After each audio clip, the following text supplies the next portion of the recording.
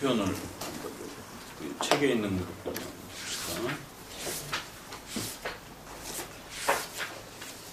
254페이지. 254페이지.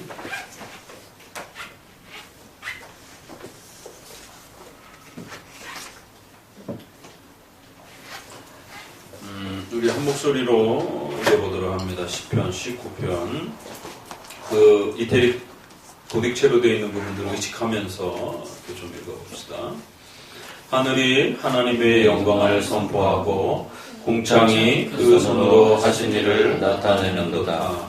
날은 날에게 말하고 밤은 밤에게 지식을 전하니 언어가 없고 들리는 소리도 없으나 그 소리가 온 땅에 통하고 그 말씀이 세계 끝까지 이르도다. 해를 위하여 하나님이 하늘의 장막을 베푸셨도다. 해는 그 방에서 나오는 신랑 같고 그 길을 달리기 기뻐하는 장사 같아서 하늘 이 끝에서 나와서 하늘 저 끝까지 운행하며 그 온기에서 피하여 숨은 자 없도다. 여호와의 율법은 완전하여 영혼을 소성케 하고 여호와의 증거는 확실하여 우둔한 자로 지혜롭게 하며 여호와의 교훈은 정직하여 마음을 기쁘게 하고 여호와의 계명은 순결하여 눈을 밝게 하도다. 여호와를 경외하는 도는 정결하여 영원까지 이르고 여호와의 규례는 확실하여 다 의로우니 금 곧 많은 정금보다 더 사모할 것이며 꿀과 송이꿀보다 더 달도다. 상이 크니이다. 또 주의 종이 이로 경계를 받고 이를 지킴으로 자기 허물을 능히 깨달을 자 누구리요. 나를 숨은 허물에서 벗어나게 하소서. 또 주의 종으로 고범죄를 짓지 말게 하사 그 죄가 나를 주장치 못하게 하소서. 그리하시면 내가 정직하여 큰 죄가에서 벗어나겠나이다.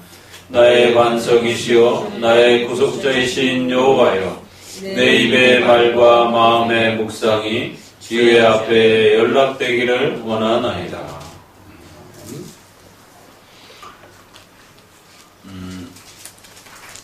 시편 그 소개 중에서 어디로 볼 수 있냐면 247페이지를 한번 보세요. 247페이지 보게 되면 시편은 크게 주제별로 이렇게 몇 그룹으로 나눠져 있습니다. 오늘 우리가 읽었던 시편은 이제 시편 19편으로 교훈적인 그 시에 이렇게 해당이 됩니다. 교리적인 그런 중요한 가치와 내용들을 담아서 그걸 당부하는 그런 좀 더 가르침의 그 내용이 중요한 그 이렇게 그 방향을 이렇게 잡고 있는 이제 그런 교훈적 시, 좀 더 가르침 시, 또 교리적 시, 뭐 이렇게 표현해 볼 수 있죠. 그 다음에 이제 민족 이스라엘의 구약이 정치와 사회가 일치되어 있는 이런 그 종교와 교회와 또 사회가 일치되어 있는 그런 독특한 민족이기 때문에 그 민족을 구성하고 있는 그 민족에 대한 그 정치 사회적인 구조를 가지고 표출하는 그런 시들이 있어요. 그걸 민족적인 시라고 이렇게 볼 수 있습니다. 그리고 또 지난번에 보았던 것처럼 6편, 51편 이런 분은 아주 대표적인 그 회개, 참회에 대한 시죠. 그 다음에 이제 시편에서 또 제일 어려운 것 중에 하나가 이 저주시, 아주 그 악인들을 향한 강력한 저주. 그래서 우리가 오른뺨을 맞은 뭐 왼뺨을 돌려대라라고 하는 신약의 자기 희생적인 이웃을 향한 적극적인 희생의 어떤 그런 사랑의 모습과 상당히 이렇게 구약이 대치가 되는 것처럼 보여지는, 구약은 굉장히 공격적이고 복수적인 것처럼 이렇게 보여주는 이런 부분들을 어떻게 풀어낼 것인가. 그 시편의 그 저주시가 상당한 또 편들이 이렇게 있습니다. 그 다음에 5장에는 이제 우리가 주로 성찬식에도 주로 사용하기도 하고 이러는 메시아와 관련된 이러한 예언적 시. 그래서 시편은 의외로 또 메시아만 관련된 전체로 구성이 안 돼 있어요. 7대 교리와 그 각각의 윤리와 관련된 모든 내용들을 포함하고 있는 것이기 때문에 우리가 시편만 봐도 구속사 중심이 이렇게 우리의 올바른 그 성경 해석의 방향이 아니라는 걸 알 수가 있습니다. 그러니까 구속사라고 하는 인간의 구원을 향한 그러한 부분들이 굉장히 중요한 한 부분을 차지하지만 그것만 성경에 담겨 있는 건 아니라는 것이죠. 항상 삼위일체 중심으로부터 창조주와 구원주로 우리에게 소개되어지는 이 구조를 잘 우리가 간직할 필요가 있습니다. 그래서 메시아 시를 통해서 또 구원에 대한 또 이러한 부분들이 표출이 되지만 오히려 시편에는 여러 교리들에 대한 각각의 교리들이 소개가 되고 있고 더 나아가서는 십계명을 중심으로 해서 성도들이 그들의 삶의 실천적 그 자리에서 또 하나님을 배워가는 그런 생활 윤리적인 그런 부분들이 또 아주 많이 이렇게 소개가 되어 있습니다. 그러니까 창조와 구원에 대한 이 가치가 이렇게 서로 이렇게 잘 조화를 이루고 있지 구원에 대한 부분만 이렇게 집중되어 있는 것은 아닙니다. 그렇기 때문에 또 메시아 시는 또 메시아 시대로 또 우리가 한번 이렇게 살펴볼 필요가 있습니다. 그래서 이런 성경들은 시편 2편이라든가 왕으로서의 통치자로서 시편 2편, 그 다음에 22편과 관련돼서는 그리스도의 고난과 희생, 십자가의 죽음에 대한 이런 부분들, 또 시편 110편은 삼위와의 관계에 있어서 구약에 있어 삼위일체 하나님의 이러한 표현으로서 아주 대표적인 또 그리스도의 또 승리를 또 표현하기도 하는 부활과 승리를 표현하기도 하는 110편 이런 부분들이 또 성찬식에서 많이 불려집니다. 그리고는 이제 찬양식, 그래서 이제 송영이라고도 표현하고 그래서 그 모든 표현들이 전적으로 하나님을 찬양하는 그런. 또 7번은 개인적으로거나 민족적인 그러한 그 슬픔시, 탄식시라고 하는 그러한 슬픔과 아픔에 대한 고통을 이렇게 표현하는 이제 그런 또 주제들이 있고요. 또 예배의 의식용으로 성전 제사용으로 이렇게 또 드려질 때에 부르게 되는 그러한 또 구별된 시편들이 이렇게 주제별로 크게 나눠도 대략 한 8개 정도가 이렇게 나눠질 수 있습니다. 자, 그 중에 이제 우리가 다시 돌아와서 19편 254페이지로 돌아보게 되면 이것은 교훈시, 좀 더 교리적인 그러한 주제가 아주 좀 명확하게 드러나는 그런 시의 특징을 가지고 있어요. 어떤 그 교리와 관련되어서 이렇게 좀 보여집니까? 우리 7대 교리 중에서 성경론이 금방 이렇게 좀 눈에 확 띄죠. 그래서 전체 그러한 그 방향과 강조점이 성경론에 맞춰져 있어요. 자, 그러면 또 시편에 놀라운 것은 그 교리, 우리가 7대 교리가 이렇게 7개로 정리하면 간단하게 정리가 되지만 또 그 세부 사항으로 들어가게 되면 굉장히 각각의 주제마다 핵심적인 주제만 정리해도 상당히 배울 게 많아요. 우리가 새신자 등록신자의 그 공부 시간에 도표로 나눠준 것만 봐도 기본적인 것만 소개를 했는데도 이렇게 한 주제당 적어도 한 7, 8가지 정도는 반드시 이렇게 기억하고 가야 하는 그런 중요한 교리적 내용들이 있죠. 그러면 성경론, 그러면 성경론의 큰 주제는 머릿속에 반드시 기억되어 있어야 됩니다. 이건 그냥 시험 보면서 그냥 이렇게 외우듯이 이렇게 기억되고 있어야 돼요.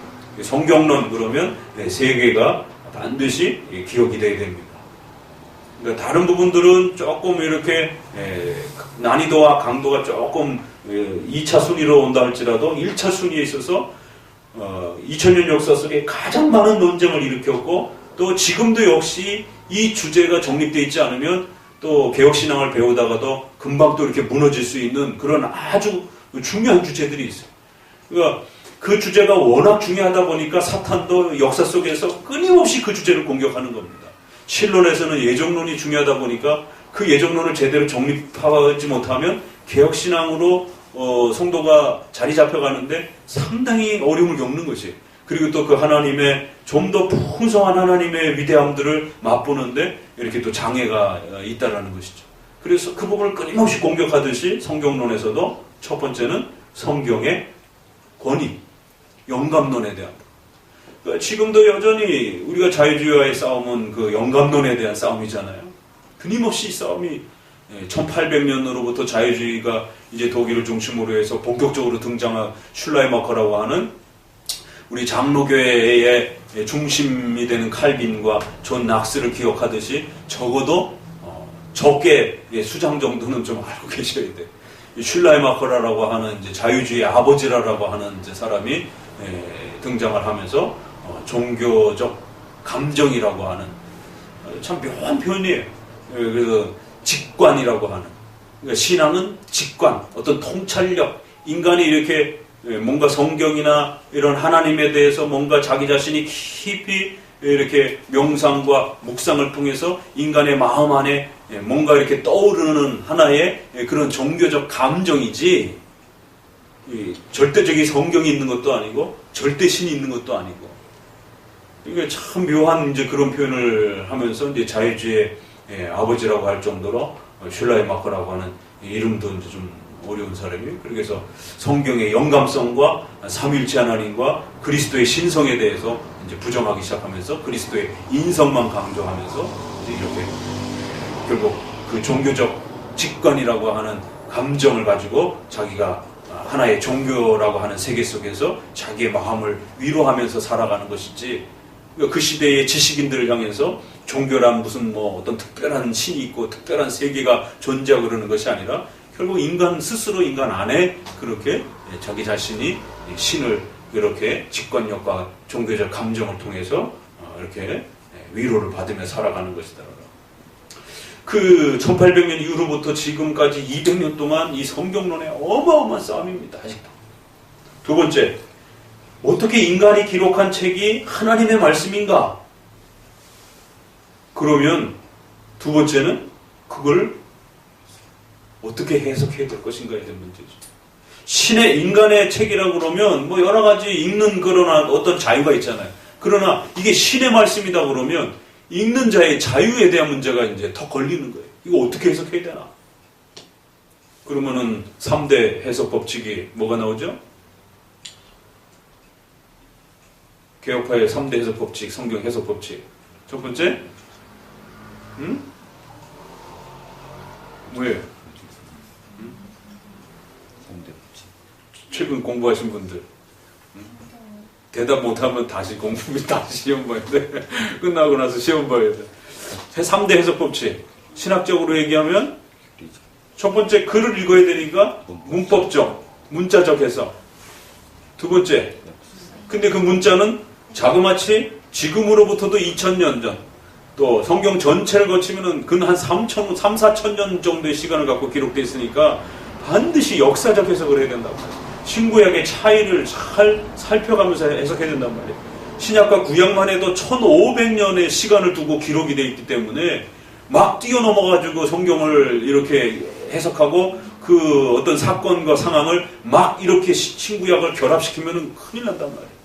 그래서 그 역사적 해석 속에는 신구약의 차이성과 통일성을 잘 고려해가면서 살펴가셔야 됩니다. 그렇게 해석됐으면 어떻게 해야 돼? 마지막에 적용을 해야 되겠죠? 잘 해석된 걸 적용을 해야 되는데 뭐야? 하나도 안 했구나. 역사적 해석. 그렇게 해석해서 결론으로 반드시 뭐가 나와야 된다고요? 교리가 나와야 되는 거예요. 그래서 그 교리를 교회사적으로 정리해 준 게 바로 신조인 겁니다. 그래서 우리가 신학적 해석, 교리적 해석, 신조적 해석이라고 이야기하는 거죠. 오늘 그 밴드에 이렇게 올렸던 그 김 목사님이 올린 그 표현도 참 좋은 표현이에요. 읽어보셨으면. 그러니까 오늘날 지금 우리 성경신학이라고 하는 이 문제, 기존에는 지난 500년 동안 우리가 조직신학, 최근에 이제 편한 말은 시스템 테올로지라고 하는 조직신학이라는 표현을 쓰고 그것이 등장하기 전까지만 해도 박형룡 목사님 정도만 해도 교의신학, 다른 말로 교리신학, 교리학, 교의학. 도그마라고 하는 표현을 교의라고도 번역하고 교리라고도 번역을 하는 교리학, 교의학 이렇게 번역을 했던 거죠. 그러다가 조금 그 1700년, 1600년 이럴 때는 기독교 강요. 그러면 성경 전체의 핵심, 요약. 그래서 요리문답, 강요, 이런 개념, 주제, 핵심, 이런 표현으로 이렇게 썼던 거란 말이에요. 그걸 우리가 요즘 편하게 교리라고 이렇게 표현할 수 있는 거죠. 그러니까 아까 그 성경신학의 이제 오늘 풍토는 이게 우리가 성경을 안 본다는 뜻은 아니에요. 그러니까 기존에는 주경신학이 있었어요. 그래서 구약과 신약을 연구하시는 분들을 주경신학자라고 그랬어요. 지금도 역시 마찬가지. 근데 성경신학이라고 하는 분과는 전혀 다른 분과입니다. 그러니까 오늘날 조직신학과 성경신학이라고 하는 이 두 양자 세력이 마치 싸움을 하면서 누가 승자가 될 것인가에 대한 이런 갈등이 있어요. 아니, 적어도 주경신학과 조직신학이 만약에 그런 갈등을 일으킨다라면 이해를 하겠어요. 왜? 주경신학은 성경과 신약을 연구하고 해석하는 학문이니까. 그러면 교리를 가르치는 이러한 조직신학과 조금 이런 갈등이 있을 수는 있다고 그래요.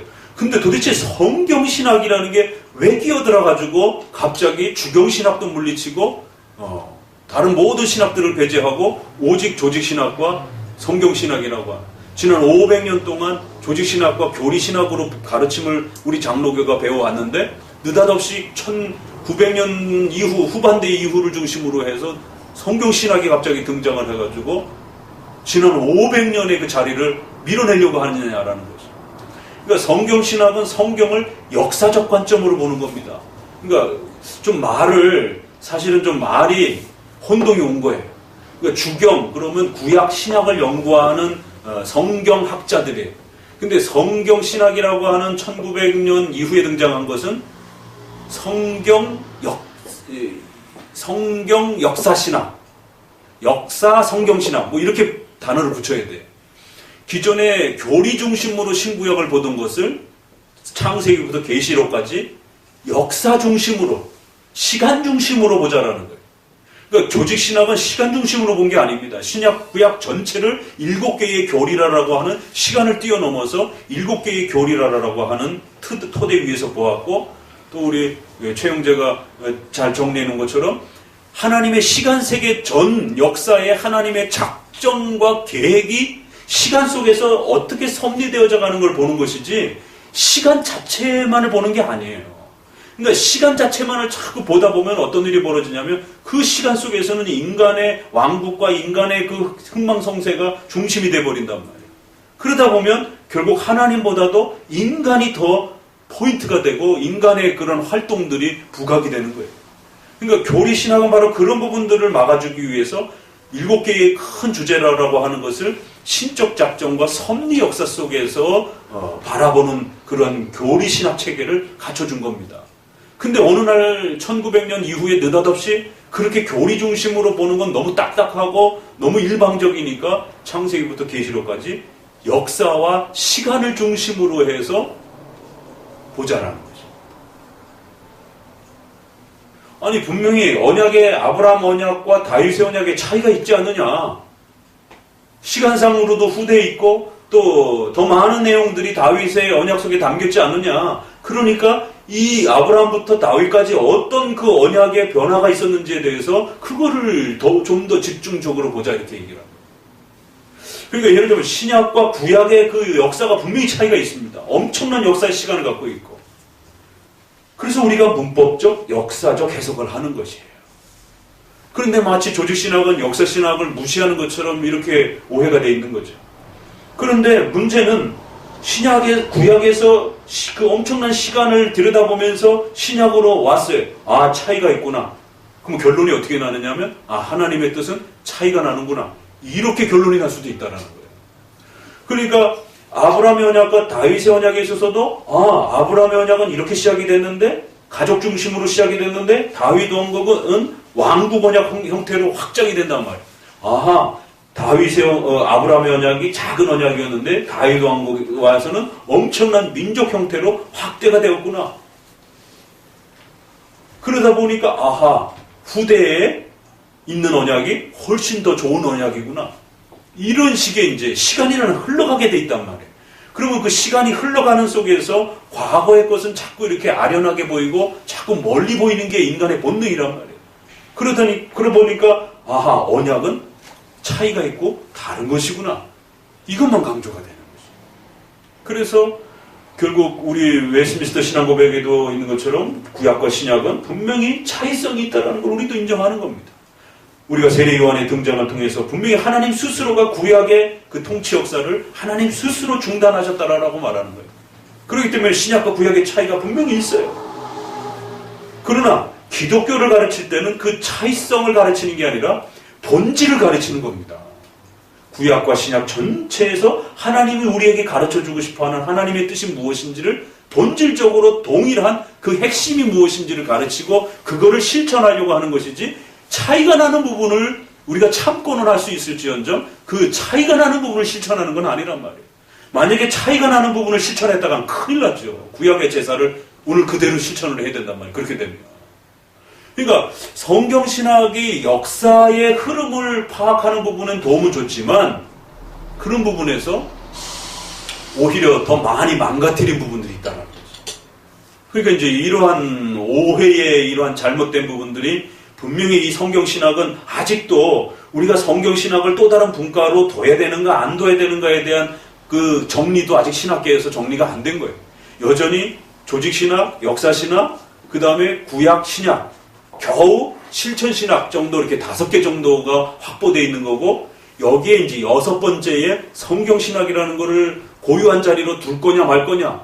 그러니까 또 최근에는 누가 또 싸움을 거느냐면 선교신학은 왜 빼느냐 그러면 요즘처럼 선교 많이 하는 시대에 선교도 실천신학에다 집어넣지 말고 신학 분과로 하나로 독립적으로 만들어 달라 이래갖고는 무슨 우리가 선교단체도 아닌데 왜 자꾸 선교를 갖다가 독립적인 그 신학 분과로 자꾸 하느냐라고.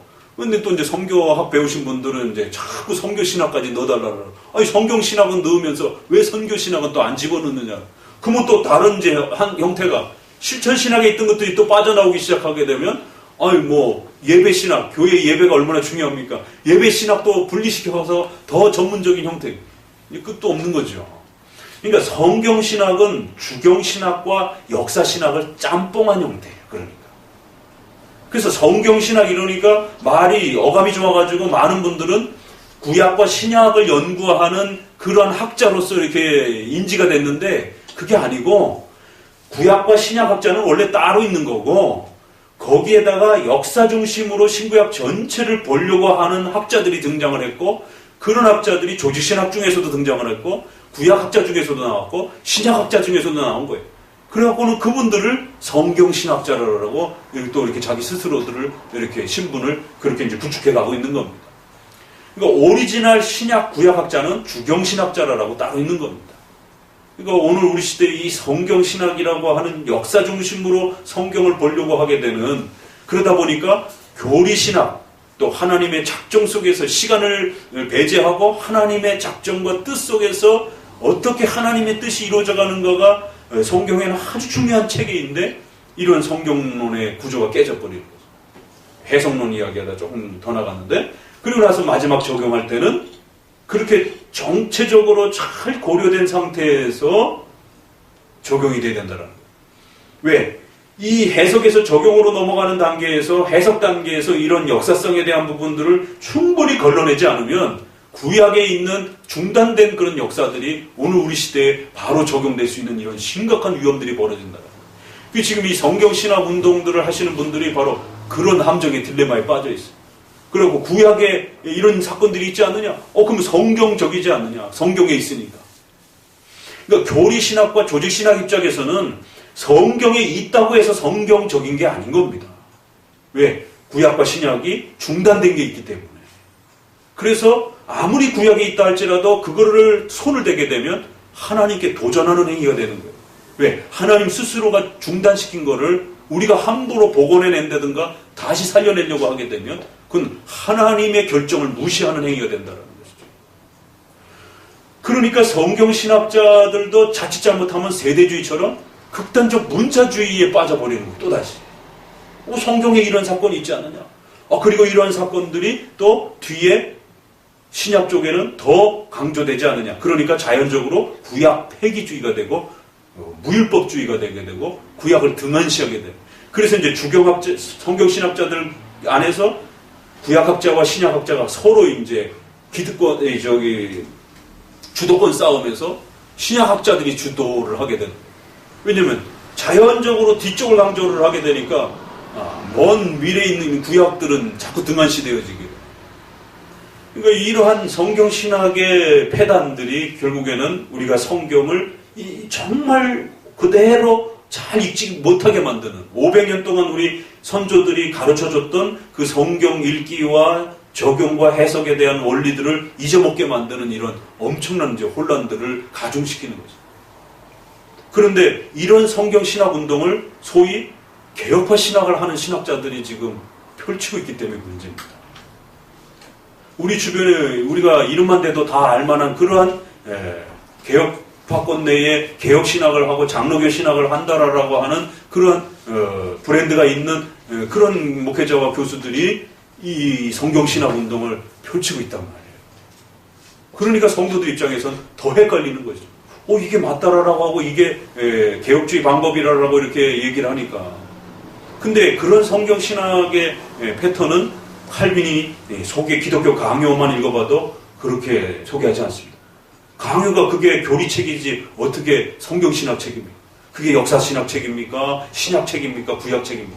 신구약 전체를 역사와 또 문자를 문법을 잘 고려를 해서 교리적 결론을 맺은 겁니다. 그러니까 오늘날 강의 설교한다라고 하면서 착각하는 게 뭐냐면 문자와 역사까지만 해설을 하는 거예요. 그러니까 구약에 이런 역사가 있습니다. 문법의 차이가 단어의 차이가 이겁니다. 그러니까 이제 성경신학자들이 그걸 하는 겁니다. 그래서 주경신학과 역사신학이 짬뽕이 됐다라는 게 이제 성경신학이라는 게 그런 형태가 나오는 거예요. 자, 로고스는 무슨 뜻입니다. 그 로고스가 처음에는 어떻게 쓰였고요. 이제 그 신약에는 어떻게 쓰였고요. 요한복음에는 어떻게 쓰였고요. 이러니까 굉장히 전문적인 것 같단 말이에요. 그런데 그 언어적 분석에 계속 하면서 그 언어가 역사 속에 어떻게 쓰였는지 또 역사적 그런 또 흐름을 따라서 구약의 로고스가 비슷한 표현이 말씀이라는 게 따바르라고 하는 말씀이 있었는데 이건 구약에 또 어떻게 쓰였는데 이게 신약에 와서 로고스라고 하는 또 근데 또 레마라라고 하는 말씀이 있습니다. 그래서 레마는 반드시 살아서 이렇게 움직이는 그런 말씀입니다. 그럼 언어적 말씀하고 또 이렇게 막 선언되는 말씀하고 적용되는 말씀하고 뭔 차이야 그게 도대체. 아가페적 사랑이 있습니다. 에로스적 사랑이 있습니다. 필레오 사랑이 있습니다. 그 예수님은 우리에게 아가페 사랑을 요구했습니다. 얼마나 그렇듯해요.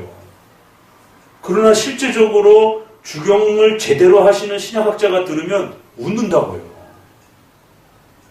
왜? 요한복음 마지막 장에도 보게 되면 필레오로 요구하고 계시고 아가페로도 묻는단 말이에요. 또 다른 복음서들에 보게 되면 너희가 나를 사랑하고 내가 너희를 사랑한다라는 표현 안에 필레오라는 단어를 그러니까 우정과 같은 아가페는 부모가 이렇게 희생해주는 어떤 좀 그런 사랑이라면 필레오는 우정과 같은 그런 사랑이고 에로스는 소위 말해서 육체적인 그러한 사랑의 표현이란 말이에요. 성적인 것만 생각하니까 에로스가 문제가 되는 거죠. 그러나 우리가 그리스도의 몸이라고 그러면 얼마든지 그런 에로스라고 하는 우리가 그리스도와 우리가 한 몸이라고 할 때 그냥 정신적인 결합만이 아닙니다. 그렇게 하면 성만찬이라든가 이런 데 큰일 납니다.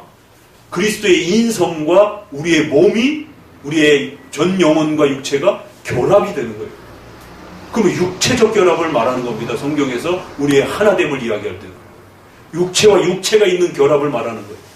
그럼 거기에 성적인 어떤 그런 개념은 안 들어갔다 할지라도 육신적 결합을 이야기하는 에로스적인 어떤 그러한 에로스라고 하는 표현 안에 또 여러 의미가 있으니까 그런 육체적 결합에 대한 부분을 충분히 쓸 수도 있는 거예요.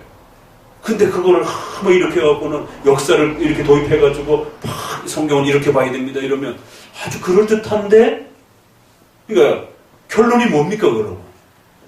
그러니까 그런 언어 이야기, 그 언어가 역사 속에 어떻게 흘러갔는지를 쭉 풀어가다가 그러면 끝나는 거예요. 그리고 결론을 맺을 때는 목사님 개인의 생각으로 결론을 맺는 거예요. 그러니까 우리가 서로 사랑하면서 살아갑시다. 어떻게 사랑하면서 사랑합시다.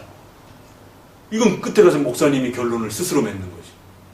그러나 정작 그 단어와 신구약의 차이의 역사는 뭘 말해주기 위해서 가고 있는 거냐면 결론적인 의미가 무엇이냐라는 것이 초점인 거예요. 그게 안 드러나면 문자와 역사적 차이성은 설명은 의미가 없는 겁니다. 제가 뭘 전달하려고 김 지사님한테 얘기하는데 이런 단어를 썼어요.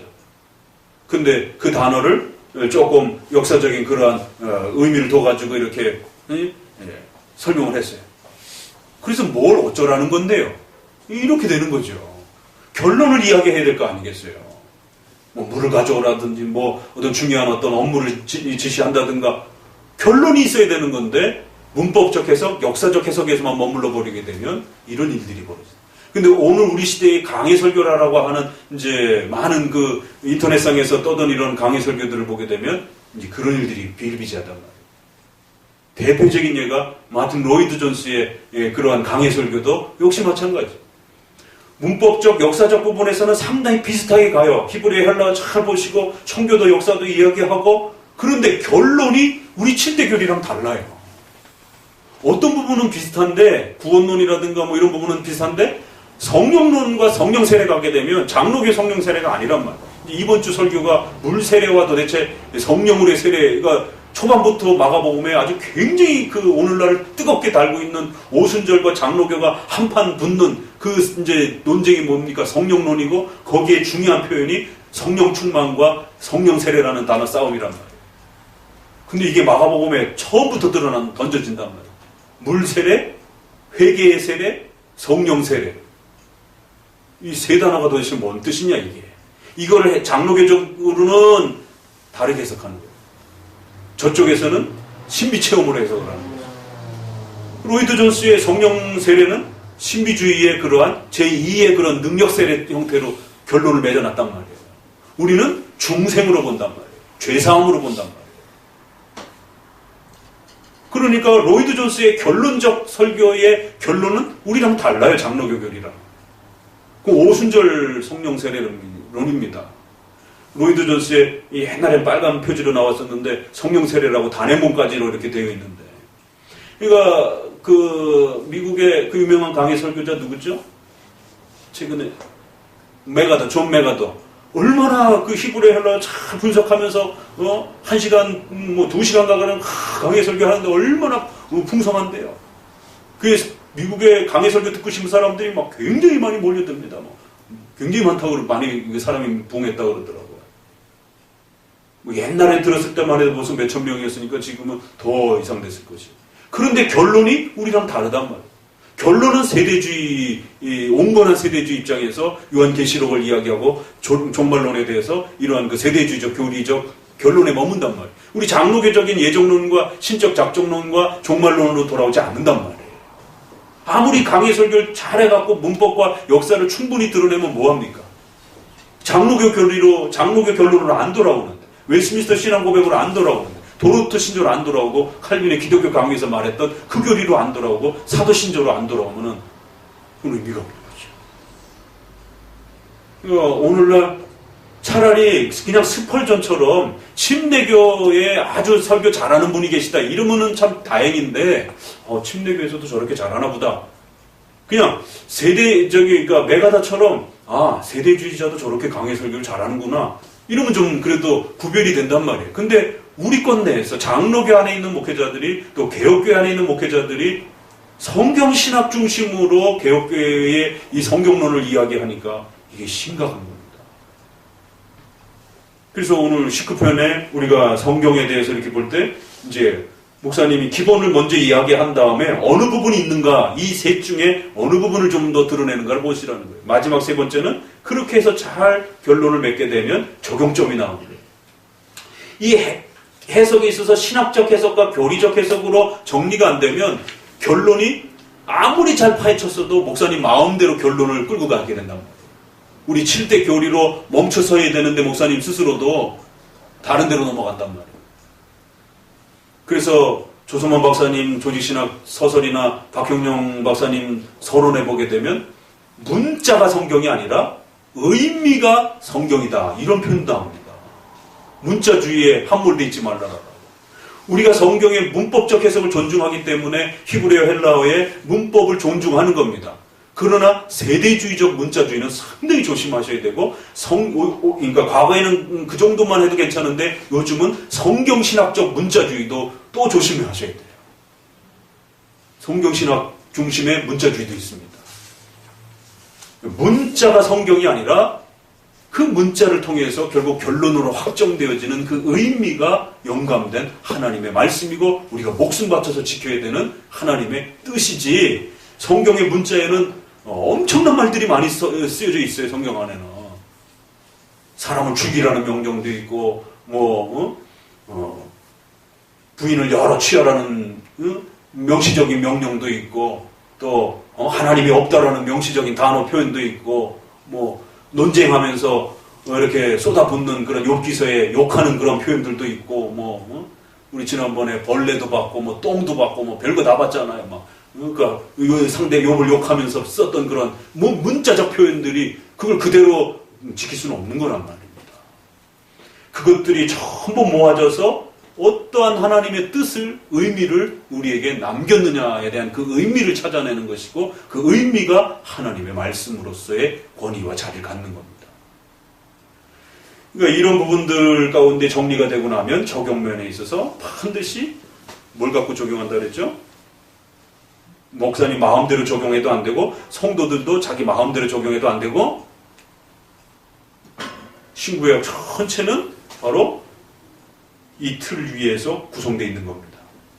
그래서 이 틀 위에서 적용을 하는 것이 적용의 기준. 큰일 났네. 응?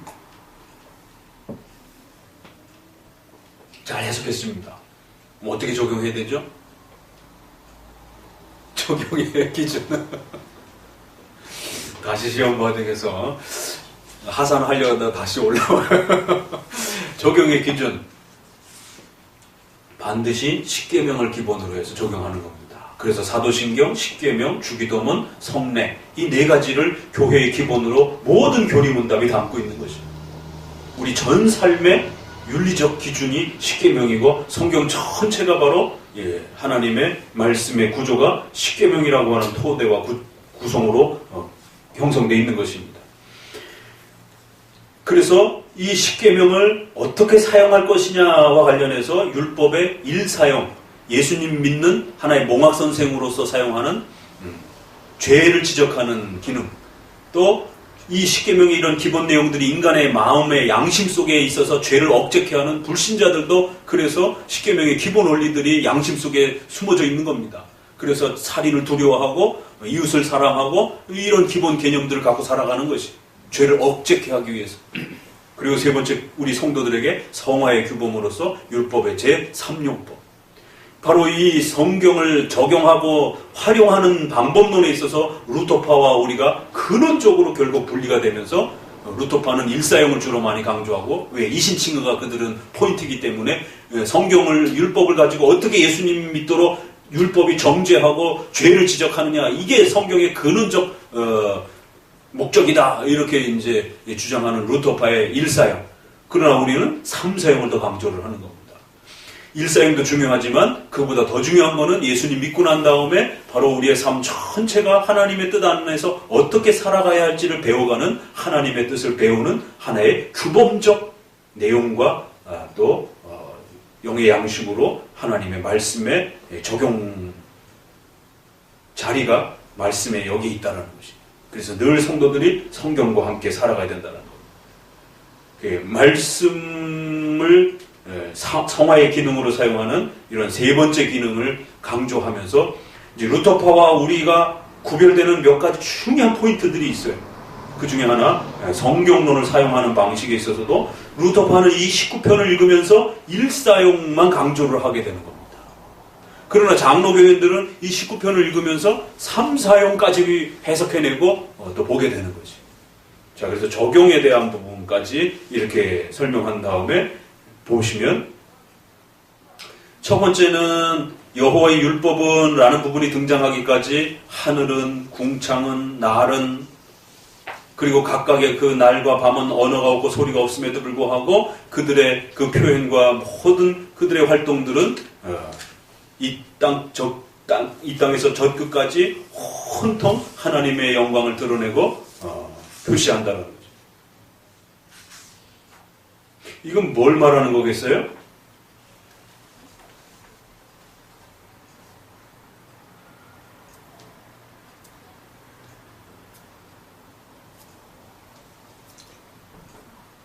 자연을 통해서 하나님의 영광을 드러내고 있어요. 자연 만물의 그런 활동을 통해서 하나님의 계시를 드러내고 있어요. 성경도 계시잖아요. 그렇죠? 그럴 때 자연을 통해서 하나님의 뜻을 알려주는, 그걸 우리가 자연 계시, 일반 계시라고 그렇게 표현하는 것이죠. 성경을 가지고는 우리가 특별 계시, 성경 계시라고 이렇게 표현을 하는 것이죠. 그래서 19편은 크게 보게 되면 앞부분은 자연을 통해서 하나님의 영광과 하나님의 뜻이 드러나는 거예요. 그런데 뒷부분은 성경을 통해서 하나님의 영광과 구원의 뜻이 드러나는 것입니다. 그래서 아주 절반을 탁 나눠서 이게 웨스트민스터 1장 1항의 일반 계시를 이야기한단 말이에요. 온 자연 만물을 통해 가지고 하나님을 드러내준다. 로마서 1장에도 그렇잖아요. 그렇죠? 핑계치 못할 정도로 하나님의 역사가 자연 만물과 우리의 양심 속에 증거되어진다. 그런데도 인간들은 우상 숭배한다라고 하면서 책망을 하면서 이제 로마서 1장에도 보니까 그런 자연 만물 속에 핑계치 못할 정도로 분명한 하나님의 계시가 드러나고 있다는 것입니다.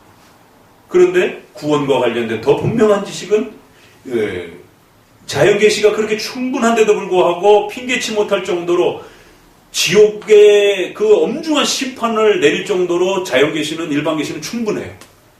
근데 구원의 계시로서는 불충분해요.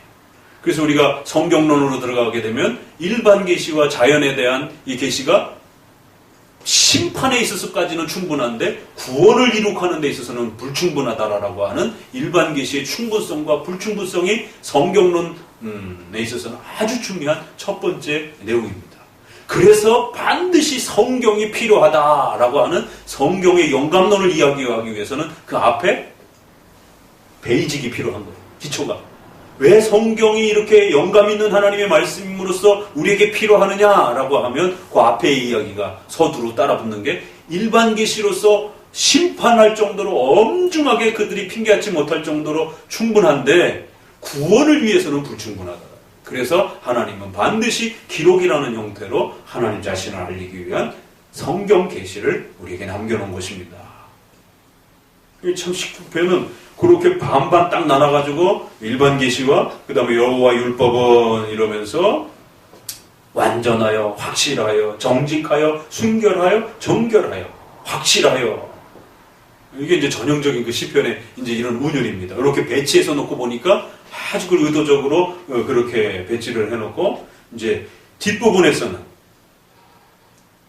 그렇기 때문에 그 말씀을 이제 순서대로 하늘의 자연 계시와 일반 계시가 핑계치 못할 정도로 하늘 이 끝에서 저 끝까지 인간의 양심 속에 철저하게 하나님의 살아계심과 영광을 드러내기 때문에 인간은 그 누구도 심판을 피해갈 수 없다는 거예요. 하나님 몰라서 못 믿었다라고 하는 핑계를 댈 수 없다는 거예요. 그러나 구원에 관련된 부분은 이제 성경을 통해서 가르쳐가는 것이죠. 그리고 난 다음에 이제 금 곧 정금보다 더 사모할 것이며 꿀송이보다 더 달고 상이 크나이다. 너무너무 맛이 좋은 거예요. 그렇기 때문에 하나님 이 율법을, 이 여호와의 계명을 잘 내가 사랑하고 깨닫고 실천함으로 이제 하나님이 말씀하시는 그 뜻에 머물러 살게 해주옵소서. 거기서 벗어나서 악을 행하지 않게 해주옵소서. 그 하나님의 뜻을 벗어나서 고범죄를 짓지 못하게 해주옵소서. 그 하나님의 법을 벗어나는 그 악들이 나를 주장하지 못하게 해주옵소서. 끊임없이 내가 하나님의 말씀 앞에 살아가려고 하는 나의 말과 마음의 묵상과 나의 삶이 부족하지만 하나님 앞에 받아지기를 원합니다. 이건 뭐에 대한 내용이에요, 이게? 앞부분까지는 적어도 성경 계시관에 대한 성경의 영감론 정도가 소개가 된 거죠. 그렇죠? 적어도 기록된 성경은 이처럼 완전하고 확실하고 정직하고 순결하다라고 하는 것은 영감론에 대한 부분이, 이제 해석론은 뭐 구체적으로 여기선 안 다뤄 있는 거고, 해석론은 119편에 가면 좀 더 많이 나와요. 근데 여기에서는 여호와의 율법이 얼마나 대단한 것인가에 대한 그 권위를 좀 더 이렇게 강조하면서 영감론이 집중적으로 좀 더 이렇게 초점을 맞췄고, 그런데 갑자기 뚝 끊기더니만 그게 얼마나 맛있는지 이러면서 거기로부터 내가 지키지 못하는 게 얼마나 큰 슬픔인지, 그 삶 속에서 이 말씀을 못 지키는 것에 대한 안타까움과 또 지켰을 때의 그 희열을 꿀송이로 이렇게 비유를 해가지고 끝부분을 마무리를 하고 있어요. 그러면 이거는 세 개 중에 그 적용에 대한 부분이 나왔어요, 약간. 그런데 이 적용적 관점에서 보게 되면 이건 다분히 뭐가 되겠어요? 루터파 관점으로 보게 되면, 일사형의 적용 형태로 보게 되면, 이신칭의적 적용으로 보게 되면 구원에 대한 정죄와 율법의 정죄와 우리가 악인이라고 하는 그런 쪽으로만 이렇게 잘못하면 또 강조할 수도 있는 것이죠. 숨은 죄의 허물을 벗어나게 하시고 고범죄를 짓지 말게 하시고 죄가 나를 주장치 못해서, 그러니까 이제 루터파 목회자가 설교한다면, 그러니까 성경은 우리를 죄인이라고 지적하는 겁니다. 근데 그런 거 보기에는 뭐 한두 표현은 그럴 수는 있는데, 고범죄를 짓지 말게 하셔서 이건 다분히 생활적인 죄거든요. 우리의 근원적인 어떤 원죄의 어떤 사함을 이야기하는 게 아니라, 생활 속에서 예수님 믿고 난 이후에도 여전히 우리가 범할 수 있는 그런 다양한 이런 죄들, 또 숨은 허물들, 큰 죄가에서 벗어나겠나이다, 이런 것도 다분히 삶 속에서 벌어지는 어떤 그런 죄들인 것처럼 더 느껴지지, 이 근원적인 어떤 원죄를 지적하는, 너는 죄인이니까 지옥 가야 된다, 그러니까 속히 회개해라, 그런 어떤 정죄 기능의 일상보다는 삶 속에서, 생활 속에서 그 죄로 벗어나기 위해서 몸부림치는 삶사용이 훨씬 더 가까이 와닿아요. 그렇죠? 성화적인 그러한 말씀 앞에서 온전히 살아가고 싶어하는 그런 성도의 성화적인 몸부림으로써 이렇게 보여지는 것처럼. 그러니까 19편을 우리가 교리의 성경론이라고 하는 그 기본 개념을 가지고 들여다보면 어때요? 여러 부분들이 타치가 되어지지만 특별히 성경의 권위와 적용 부분이 일부분을 타치하고 있는 것을 이렇게 보게 됩니다. 그러니까 이 19편을 가지고 설교할 때는, 여러분이 묵상할 때는 성경론 전체를 묵상할 필요는 없습니다. 왜? 이 19편이 짧은 요 본문 안에서 전체를 다 말하고 있는 건 아니니까. 그러면 성경론 그 정도 부분만 맛보시고 또 가시면 되는 거예요. 그런데 이제 큐티라든가 이제 이런 것들은 이걸 읽다가 어느 한 구절에 자기의 필요에 맞는 부분이 딱 가슴에 와닿으면 그걸 이제 하나님이 자신에게 준 말씀처럼 그렇게 이제 그것만 붙들고 살아가려고 하는 거예요. 또 성경신학적인 그런 관점은 이 전체 글의 이 단어의 어떤 특성에 집중을 하면서 그 단어가 이 2000년 전, 다임만 해도 벌써 기원 전으로 1000년 정도는 거슬러 올라가야 되니까, 그러면은 지금부터 3000년 전에 이 역사적 표현이 무엇인가에 대해서 그거 정도만 이렇게 이제 타치하다가는 끝나버리는 것이죠. 그러나 우리 장로교는 이것은 우리 성경의 가르침 중에 중요한 부분 중에 이 부분을 반드시 기억하고 가시고 간직하셔야 됩니다. 그래서 우리 성도들이 우리에게 주어진 성경의 가치라는 게 얼마나 소중하고 그 하나님의 말씀이 얼마나 복된 것인지 결론이 그렇게 난단 말이에요. 그리고는 이제 그걸 가지고 목사님이 그 시대에 자기의 성도들에게 필요한 권면 정도를 조금 더 붙일 수가 있겠죠.